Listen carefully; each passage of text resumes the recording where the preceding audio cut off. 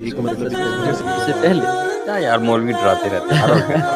आवाम को डरा के रखा है, ये हो जाएगा वो हो जाएगा। एक और ड्रामा था जबकि यार डरने की बात ये तो बड़ा जबरदस्त मसला है। अच्छा is to master, overcome, and supersede every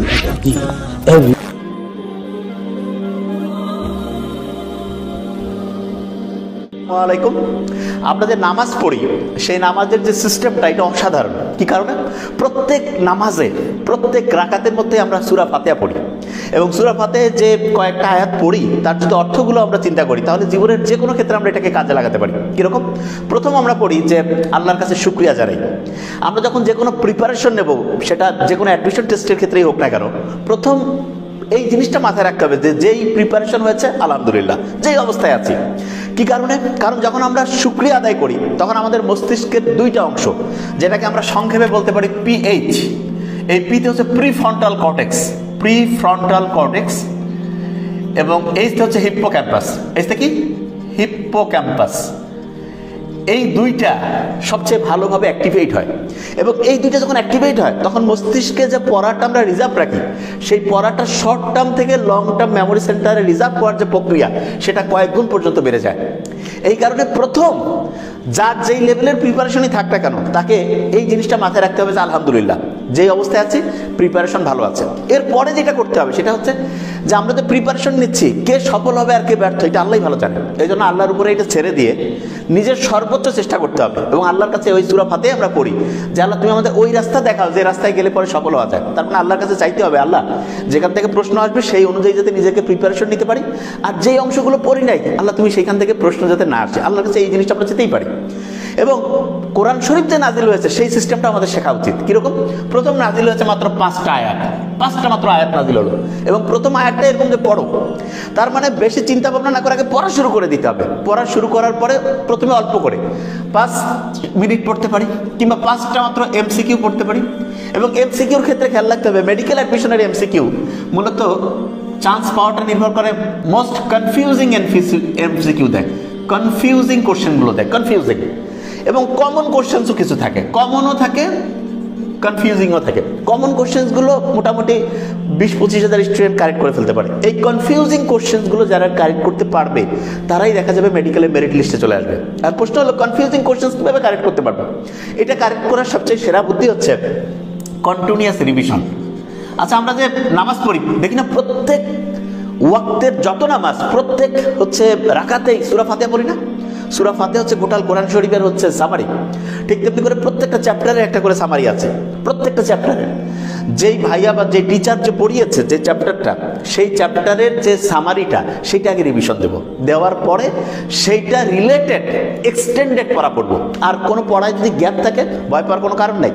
এখন থেকে আমরা প্রত্যেক ঘন্টাটাকে দুইটা হচ্ছে ভাগে ভাগ করব, দুইটা ভাগ, প্রতিটা ভাগে থাকতে পারে 20 থেকে 25 মিনিট টাইম, আরেকটা ভাগে 20 থেকে 25 মিনিট, তাহলে 1 ঘন্টাতে 60 মিনিট, বাকি 5 থেকে 10 মিনিট বা 10 থেকে 15 মিনিট হচ্ছে আমরা রেস্ট নেব। রেস্ট নেওয়া মানে কি? ওই সময় কিছু পড়বো না। একটানা যদি কেউ পড়ে তখন পড়ার গতি আস্তে আস্তে স্থিমিত হয়ে যায় এবং সাইন্টিফিক্যালি প্রমাণ হয়েছে যে কিছুক্ষণ পড়ার পরে একটু রেস্ট দিয়ে যদি আবার নতুন করে পড়া শুরু করি তাহলে পড়ার স্পিডটা প্রথমের মতোই ভালো থাকে। আর একটানা অনেকক্ষণ পড়লে ক্যালকুলেশন করা দেখা গিয়েছে একটানা 60 মিনিট পড়লে পড়ে, একটানা কেউ যদি 60 মিনিট পড়ে তাহলে সে প্রায় 78 থেকে 79 লাইন মুখস্থ করতে পারে। অথচ কেউ যদি 10 মিনিট পড়ে 5 মিনিট রেস্ট নেয়, আবার 10 মিনিট পরে 5 মিনিট রেস্ট নেয়, এইরকম করে যদি 1 ঘন্টায় 40 মিনিট পরে 20 মিনিট রেস্ট নেয় তাহলে সে প্রায় 106 থেকে 107 লাইন পড়তে পারে। তার মানে হচ্ছে পড়ার মাঝখানে যদি আমরা গ্যাপ দিয়ে পড়ি তাহলে দেখা যাবে গ্যাপও আসলো আবার পড়ার ভলিউমটাও বাড়লো। আচ্ছা, যে জিনিসটা গুরুত্ব দিয়ে বলছি সেটা হচ্ছে ফান্ডামেন্টাল পড়াটাকে পড়ে ফেলতে হবে, প্রত্যেকটা চ্যাপ্টারের মূল পড়াটা। আর নতুন পড়ার জন্য আমরা যেটা করতে পারি, এই যে প্রত্যেক ঘন্টায় 2টা ভাগ করেছি না, 20 থেকে 25 মিনিট করে 2টা স্লট করেছি প্রত্যেক ঘন্টায়। এই স্লটের এই 20 থেকে 25 মিনিটের মধ্যে ধরা যাক যে আমি পড়বো হচ্ছে কেমিস্ট্রি, ধরে নিচ্ছি কেমিস্ট্রি যখন আমি একটা অধ্যায় পড়বো আমাকে মাথায় নিতে হবে যে ওই অধ্যায়ের সবচেয়ে ইম্পর্টেন্ট অংশটা যেটা ফান্ডামেন্টাল সেইটা আগে রিভিশন দিয়ে নেব। রিভিশন দেওয়ার পরে যদি এক্সট্রা তথ্য সেটা আমরা ডাইজেস্ট থেকে পড়ে নিতে পারি, প্র্যাকটিস বুক থেকে, মেন বইয়ের যে দাগানো লাইনগুলো স্যার যেগুলো পড়িয়েছেন সেগুলোর সাথে কোরিলেট করে যদি পড়ে ফেলি দেখবো যে খুব দ্রুততার সাথে রিভিশন মানে কমপ্লিট করতে পারবো। তবে এখানে ইন্টারেস্টিং জিনিস হচ্ছে একটা ঘন্টায় যে আমি দুইটা ভাগ করেছি, প্রথম ভাগে ধরলাম যে 20 থেকে 25 মিনিট আমি কেমিস্ট্রি পড়েছি, পরে 5-7 মিনিট একটা রেস্ট, তারপরে কেমিস্ট্রি পড়াটা উচিত হবে না। যদিও পড়ি তাহলে আমাদের যেটা মাথায় রাখা উচিত সেটা হচ্ছে কেমিস্ট্রির এই অন্য আরেকটা কি বলে যে চ্যাপ্টার পড়া যেতে পারে, কিংবা হচ্ছে যদি আমি প্রথমে হচ্ছে যে লেকচারটা পড়ি, তারপরে হচ্ছে আমি মানে এমসিকিউ সলভ করতে পারি, কিংবা তারপরে আমি দাগানো লাইনগুলো পড়তে পারি। তার মানে পড়ার মধ্যে ভেরিয়েশন নিয়ে আসতে হবে। পড়ার মধ্যে যখন ভেরিয়েশন নিয়ে আসবো তখন পড়ার যে স্পিডটা সেটা অনেক ভালো থাকবে। এবং এখানে একটা জিনিস বলে রাখি, প্রত্যেকটা দিন সকাল থেকে শুরু করে রাতে ঘুমানোর আগ পর্যন্ত যা কিছু পড়লাম, রাতে ঘুমানোর আগে অবশ্যই সেটা রিভিশন দিতে হবে, মাস্ট, অবশ্যই রিভিশন দিতে হবে। এবং সকালে ঘুম থেকে উঠে গত রাতে ঘুমানোর আগে যেটা রিভিশন দিয়েছি সেটা আবার রিভিশন দিতে হবে। তার মানে এখনকার পড়ার ক্ষেত্রে আমরা বলবো 70-30।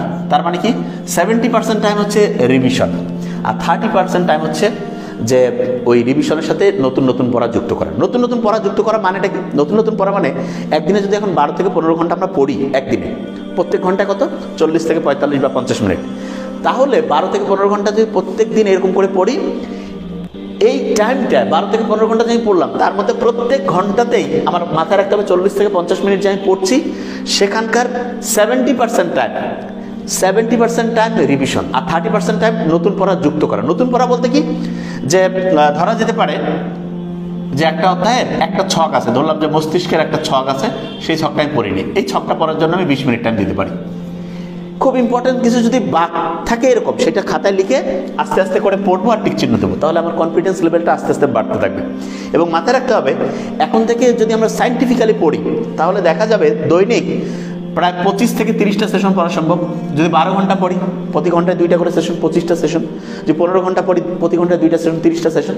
এবং প্রত্যেকটা সেশনে কিন্তু ইজি ওয়েতে এরকম মোস্ট ইম্পর্টেন্ট বড় বড় ছক পড়া সম্ভব, যদি ওই রকম ইম্পর্টেন্ট ছক পড়া না থাকে। আর যদি পড়া থাকে তাহলে সেটাকে কন্টিনিউয়াস রিভিশন দেবো।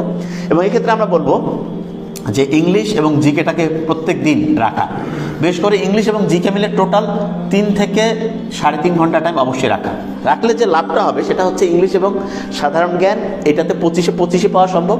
এবং মুখস্থ আইটেম যেগুলো আছে এবং গ্রামার, দুইটাই যদি আমরা ঠিকভাবে পড়তে পারি তাহলে এই নাম্বারটা কিন্তু পার্থক্য তৈরি করে।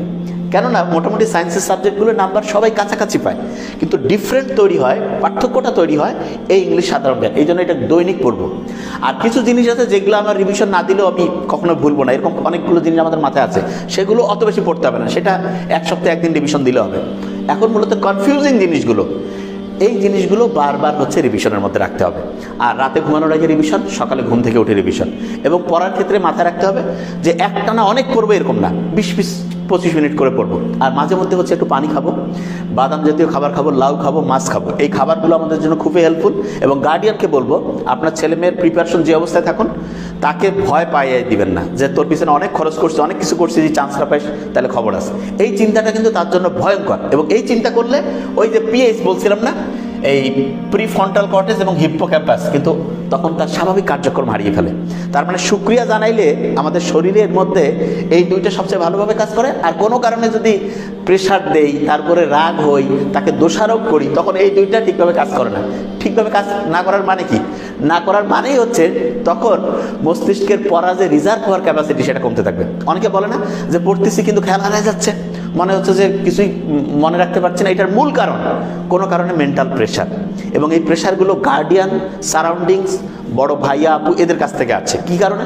যে চান্স পেতে হবে, এইটা না, চান্স পেতে হবে এটা না, সবচেয়ে সেরা পরিশ্রম করতে হবে, সবচেয়ে সেরা প্রিপারেশন নিতে হবে। চান্স পাওয়া আল্লাহর হাতে, আমরা বলতেই পারি না যে একদম এর নিশ্চিত চান্স পাবে। তবে এটা বলতে পারি যে আমাদের হাতে যেটা আছে সর্বোচ্চ চেষ্টা করা, আল্লাহর কাছে সাহায্য চাওয়া।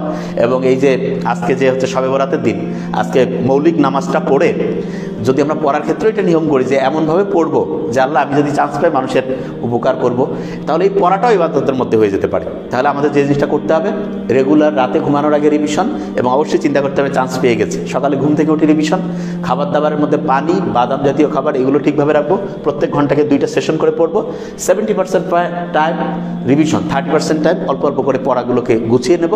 এবং মোস্ট ইম্পর্টেন্ট জিনিস অভিভাবকদেরকে বলবো, যে অবস্থায় রয়েছে শুকরিয়া আদায় করে, আপনার ছেলে মেয়ে সবাই যে ভালো আছে এইটার জন্য শুকরিয়া আদায় করে তাকে বলেন যে তুমি তোমার সর্বোচ্চ দাও, এরপরে যেটা হবে সেটা আমরা হাসি মুখে মেনে নেব। Thank you so much.